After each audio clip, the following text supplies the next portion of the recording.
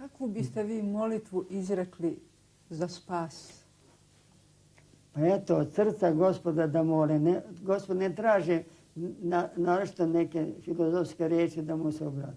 Od srca kao roditelje, da molim Gospode, pomogni svakoj duši, pa i meni ne zaboravi, Gospode. Pomogni da svi imaju mir, da svi se da tebe vole kao što te vole anđeli. I daj i nama snage da te tako ljubimo kao što te ljubi majka, prosveta, anđeli i sveti tvoji zadaj. I daj i meni tu snagu da te ciljno volim. Jer od ljubavi, protiv ljubavi nema niko snage da se voli. To je snaga ne dokučiva to, jer Bog je ljubav.